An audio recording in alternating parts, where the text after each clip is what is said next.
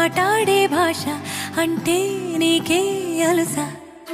ఈ అలలా గట్టు ఆ పూల చెట్టు నిన్ను చల్లబడువే అంటున్నాయే.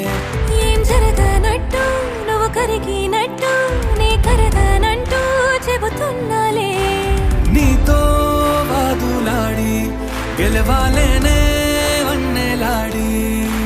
సరసాలు చాలండి ఓ శ్రీవారు, ఆఖరికి నెక్కేది మీ